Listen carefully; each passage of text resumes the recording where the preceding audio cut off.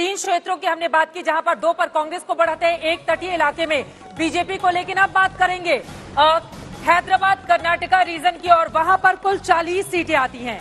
कुल 40 सीटें कांग्रेस पार्टी ने पिछली बार यहां पर अच्छा किया था। कांग्रेस पार्टी के अध्यक्ष मल्लिकार्जुन खड़गे भी इसी इलाके से आते हैं, और यहीं के कलबुर्गी में जाकर उनकी ओर से कहा गया था कि पीएम मोदी मेरे लिए वोट मांगे, क्योंकि जब वो गुजरात जाते हैं तो कहते हैं मैं धरती पुत्र हूं गुजरात का, मुझे वोट दीजिए। इसीलिए वो कलबुर्गी आए और मल्लिकार्जुन खड़गे के लिए वोट मांगे, क्योंकि मैं यहाँ का धरती पुत्र हूं। ऐसे में वहां के आंकड़े क्या कहते हैं? हैदराबाद कर्नाटका रीजन, आपको बताते चले, नाम बदलने की सियासत भी यहीं से शुरू हुई, क्योंकि निजामों के नाम को हटाकर कल्याण कर्नाटक बनाने की कोशिशें, यहाँ पर इसको अमली जामा पहनाने में बीजेपी लगातार लगी रही थी।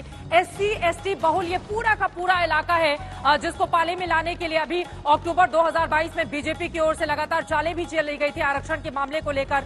इस इलाके की जनता ने किसके सिर पर हाथ रखा है, किसको दिया है आशीर्वाद? एक एक करके ये आंकड़ा आपके सामने है।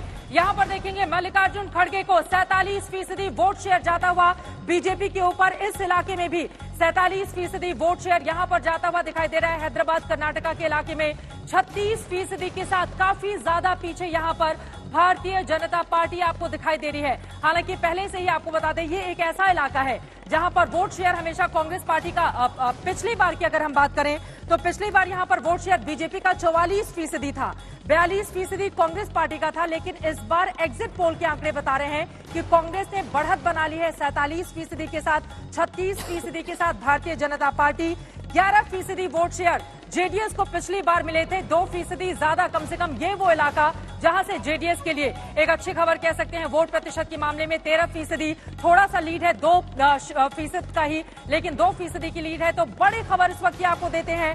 हैदराबाद कर्नाटका रीजन में आप देखेंगे 47% वोट शेयर के साथ कांग्रेस पार्टी नंबर 1, दूसरे नंबर पर भारतीय जनता पार्टी 36% के साथ, और जेडीएस आती है तीसरे नंबर पर। और अब आपको दिखाते हैं यहाँ के आंकड़े, जिसके बाद कर्नाटका की तस्वीर साफ होती हुई चली जाएगी। और ये आंकड़े आपके सामने हैं, बहुत ज्यादा आगे कांग्रेस पार्टी 32 सीटें हासिल करती हुई बीजेपी के ऊपर दिखाई दे रही है।